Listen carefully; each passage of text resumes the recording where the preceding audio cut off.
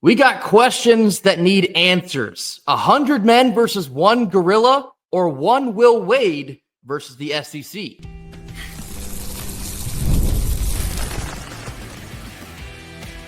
You are Locked On Wolfpack, your daily podcast on the NC State Wolfpack, part of the Locked On Podcast Network, your team every day.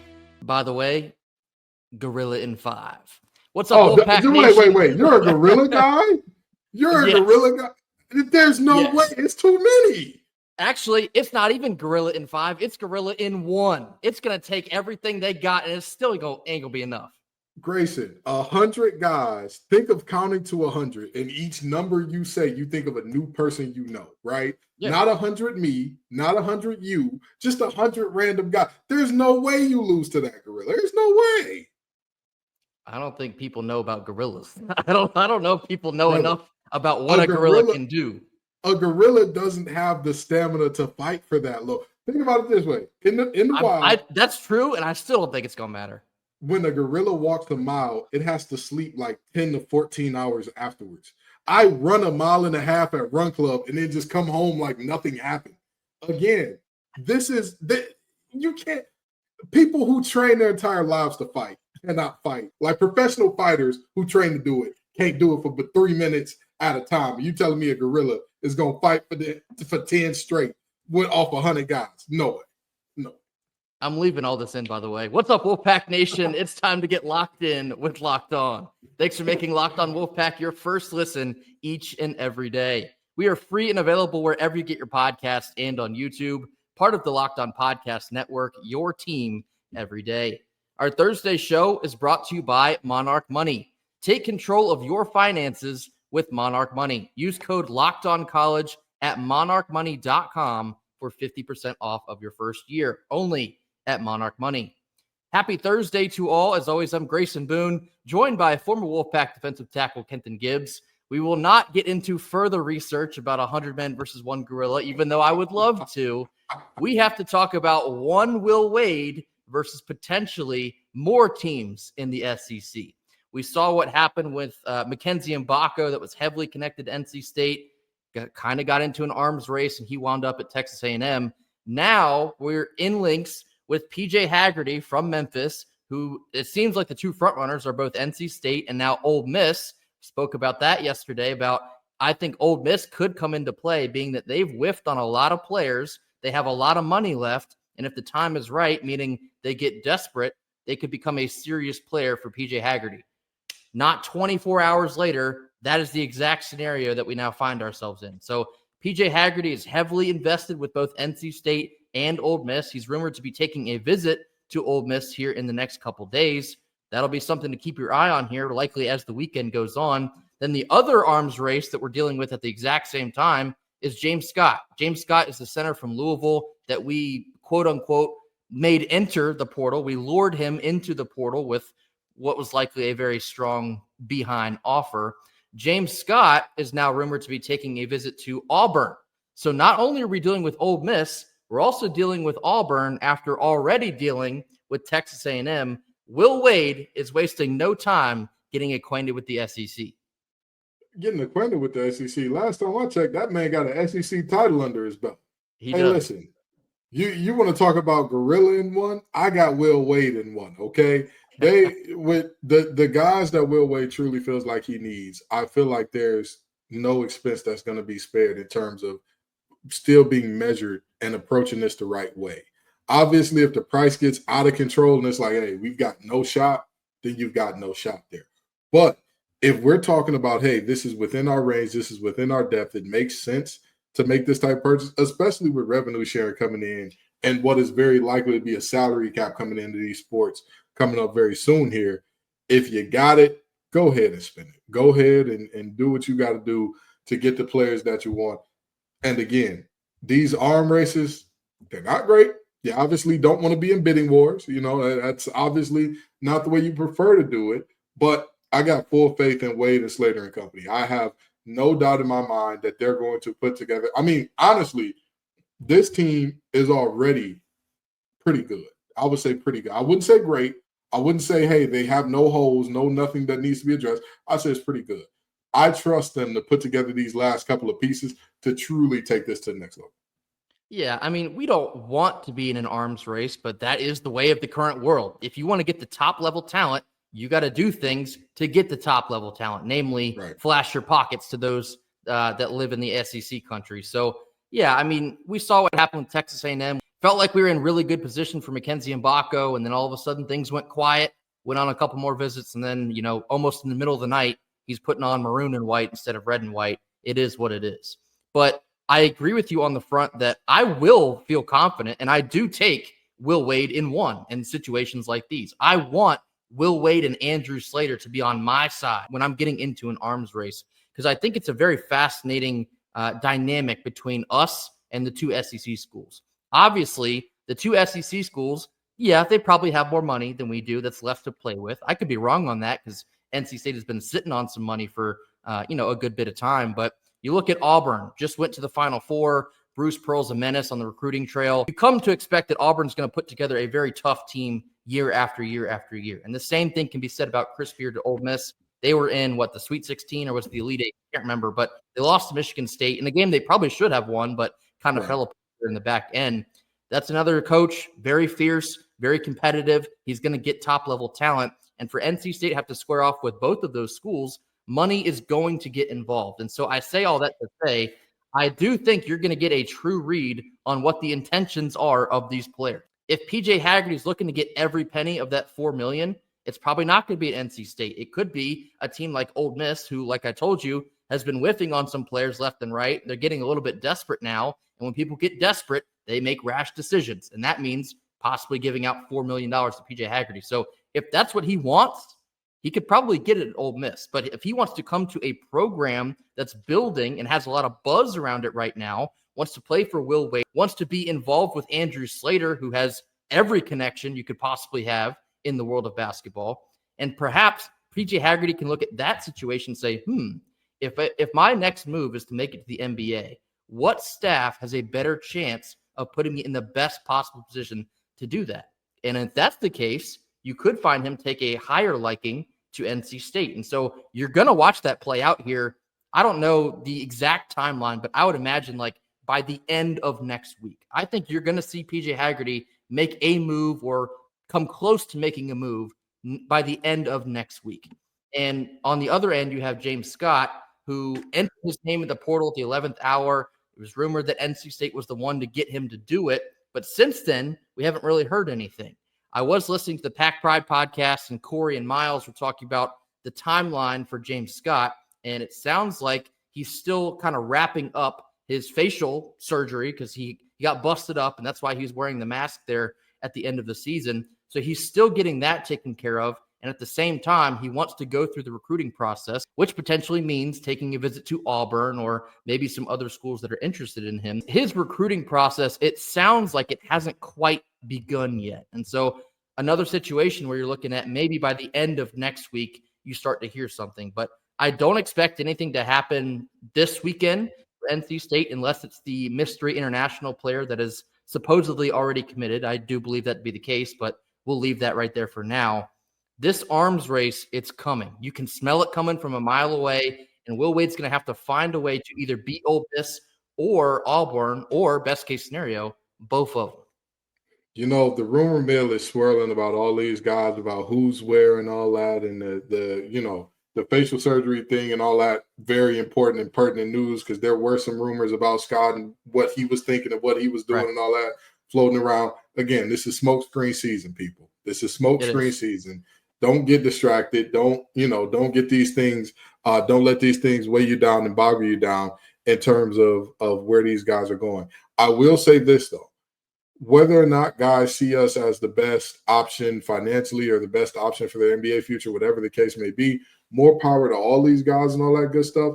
But again, I don't think that there is a world where we're looking at being in some of these same types of battles next year and the year after that, because when you see the proven product right now, you've got to believe in the vision. You've got to trust the vision of Will Wade. Coming years time, I believe that there will be very tangible building blocks and things to say, oh, wait a minute, Will Wade is back.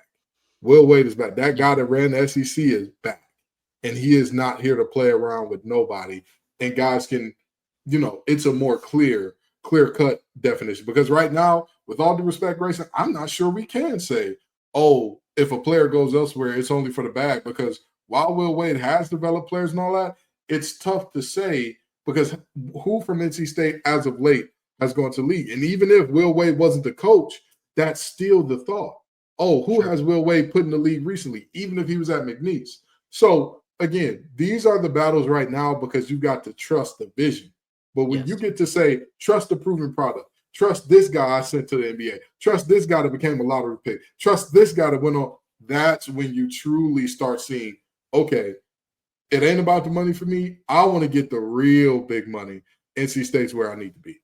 Yeah, and I love what I've heard on that front from both Jerry Dang and Matt Abel. After committing to NC State, that's the first thing they went to. They're like, I love the vision that Will Wade has for me. That's what sold me and is bringing me to NC State. So very same conversations here. If PJ Haggerty sees the vision for himself potentially in Raleigh with Will Wade, that's a massive selling point. Same goes for James Scott. If he sees the vision that Will Wade has for him potentially in Raleigh this coming season, that could be the ultimate decider. But I think it's going to require some more patience. I'm sure a lot of y'all were hoping we've had enough of that. Not so fast, my friend. As John Rothstein likes to say, we sleep in May, not NC State, not Will Wade, not Andrew Slater. They won't be sleeping until maybe June. And that's probably a hard maybe. It's going to require some more patience, but I think by the end of not this week, but the week after, next week, perhaps you'll see some movement go down. Coming up next, we're getting into some ACC basketball details, possibly reducing the amount of conference games being played. What does this mean for the conference? More on this after a quick word from our sponsors. Our first Thursday sponsor is Amazon Fire TV Stick 4K. Did you know your Fire TV is also an Xbox? You can turn any TV into your gaming and entertainment hub with Fire TV Stick 4K devices, no console required. Just grab your paired controller and subscribe or sign in to Xbox Game Pass Ultimate with EA Play included, and just like that, you're ready to go. You can dive into hundreds of premium titles, including EA Sports College Football 25, all the way to Call of Duty Black Ops 6. As easily as you can stream your favorite shows, you can play Xbox games on your Amazon Fire TV. Do you ever find yourself flipping between apps to find the one place that just works for you? With Fire TV Stick 4K, everything's in one place, from Netflix to YouTube and beyond. And how you currently stream your content could be faster with the 4K-ready streaming stick only at Amazon Fire TV. So head on over to Amazon.com/Fire TV Locked On in order to get started. Xbox Game Pass Ultimate subscription and compatible controller is required. It's available on select devices, including Fire TV Stick 4K, Fire TV Stick 4K Max, and Fire TV Cube. Turn your Fire TV Stick into an Xbox today at Amazon.com/Fire TV Locked On. Middle portion of our Thursday show, getting into some ACC basketball talk here. There was an article that came out from Brandon Marcello of CBS Sports, and it details that the ACC is considering reducing the conference basketball schedule in order to help boost the league's NCAA tournament profile. So what does this mean?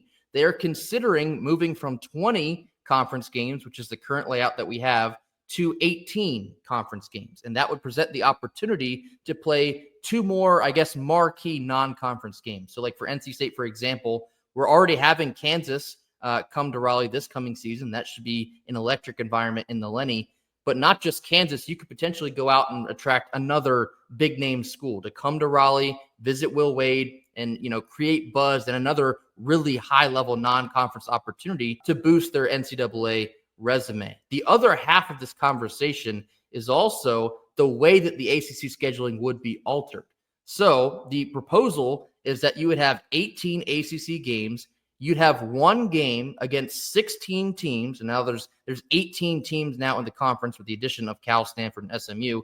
So you would play 16 games, singular games against teams, and then you would have a home and away with a perceived rival. Now, I don't think I have to tell you, in ACC basketball land, the rival for the Dirty Foot Club is probably going to be Duke, because we all know it's a manufactured, I won't even call it a rivalry, it's a friendship. They're best of friends. They love each other so very much.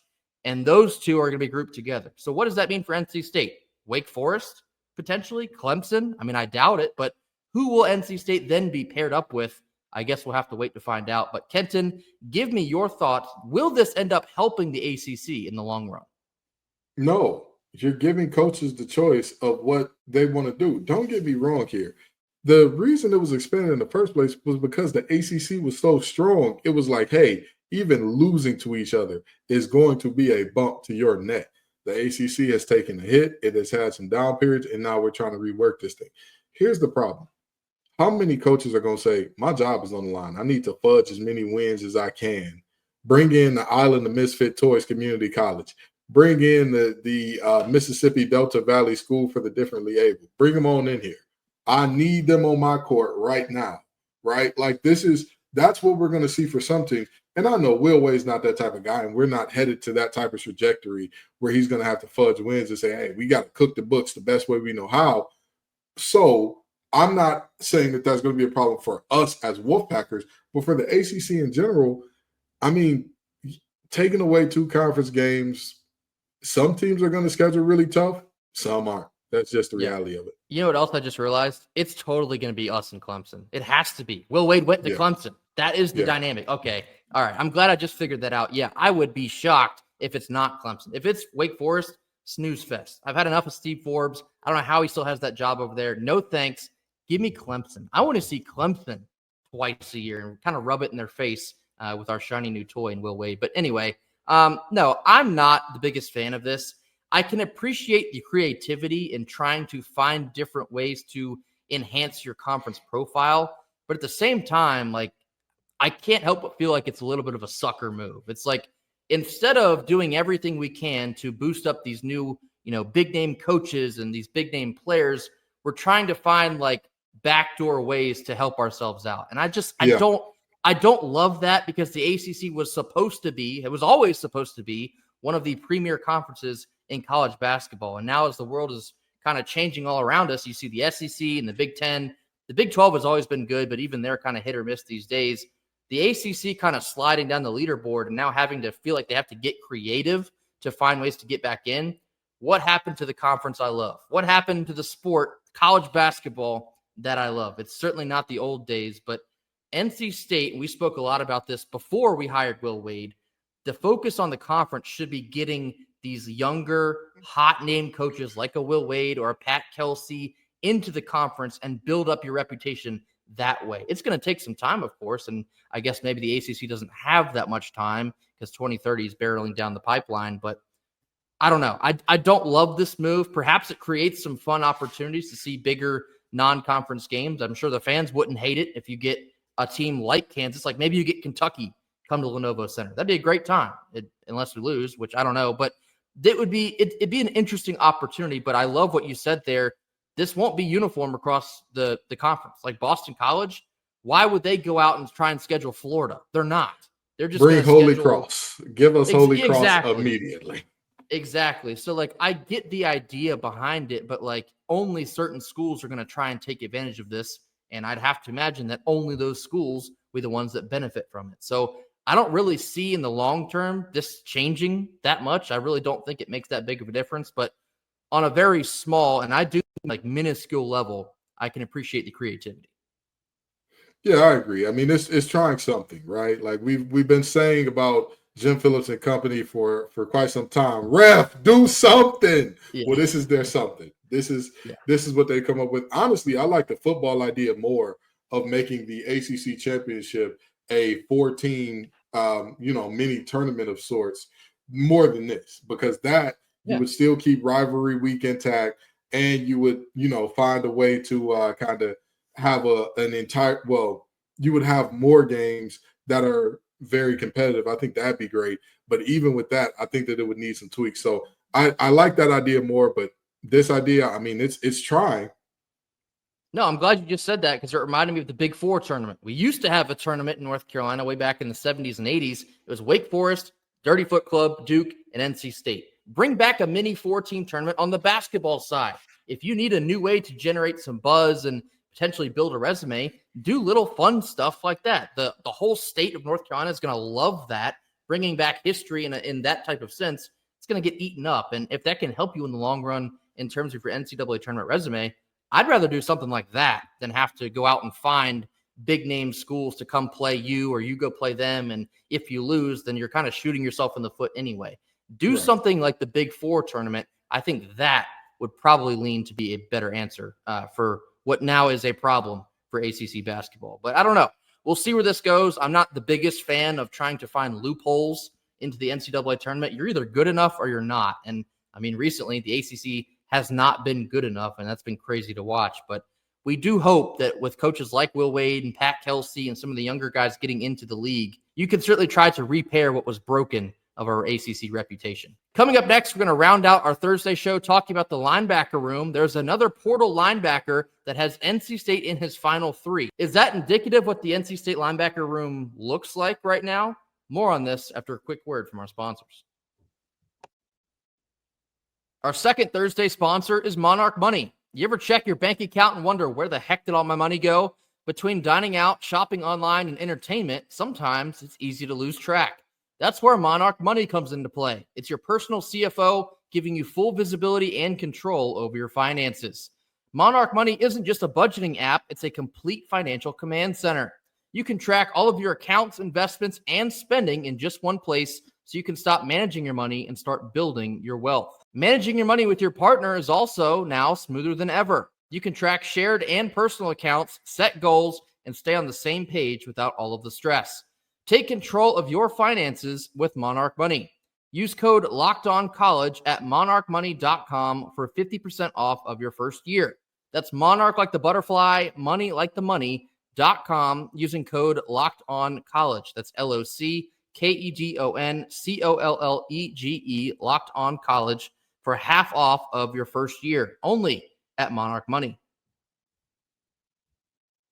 Last couple minutes of our Thursday show, wanted to spend some time about another name in the college football transfer portal that NC State has been named a finalist of, final 3.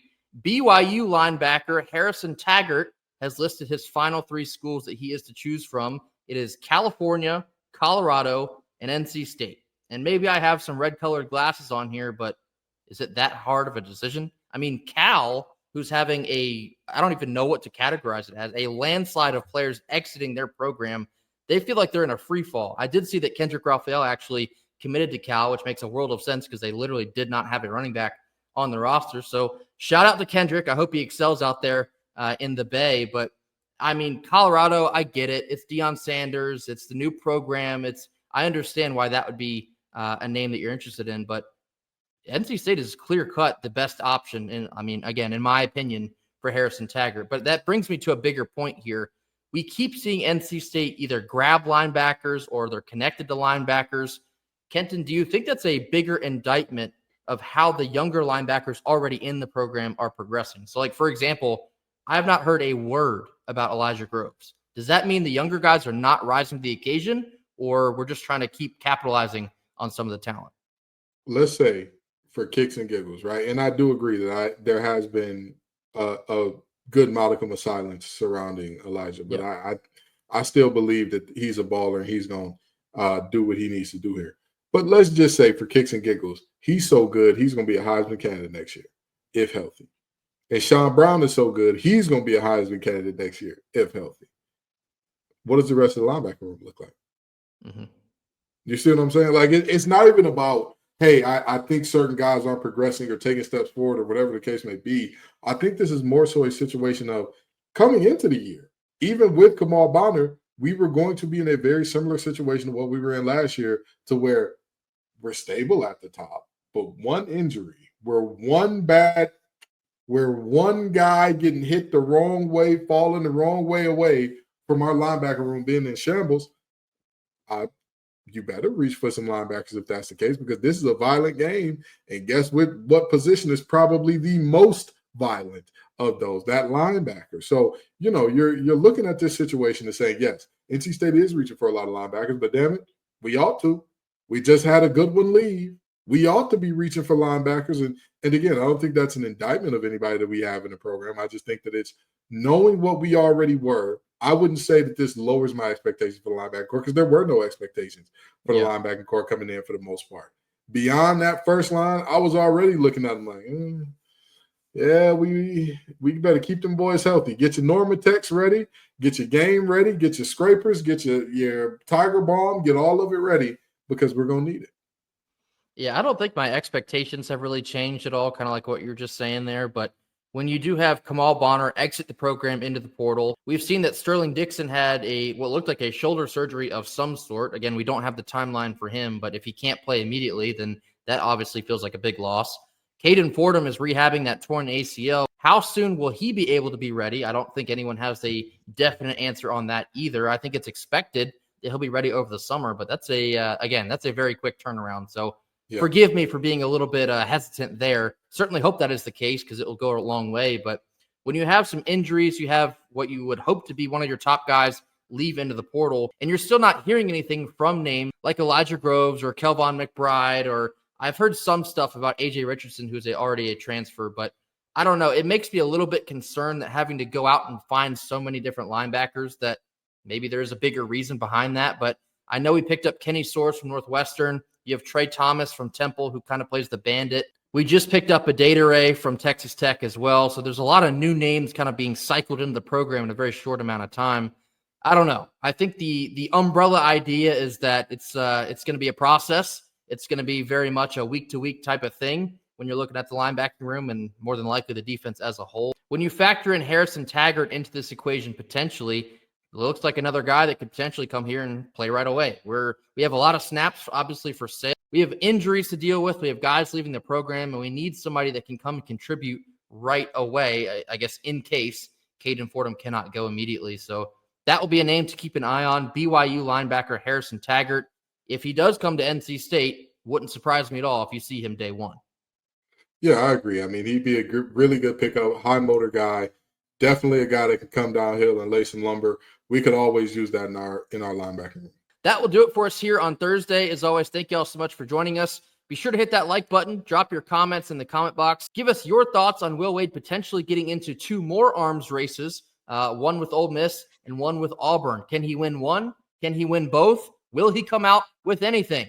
Time will tell, hopefully by the end of next week. Give us your thoughts on ACC basketball potentially scaling back conference play by 2 games, opening the door for more non-conference opportunities. And give us your thoughts on the NC State linebacker room continuing to evaluate top-level names in the portal. Mash that subscribe button if you have not already. We'll see you right back here tomorrow on Friday for more. And until then, go Pack. Go Pack.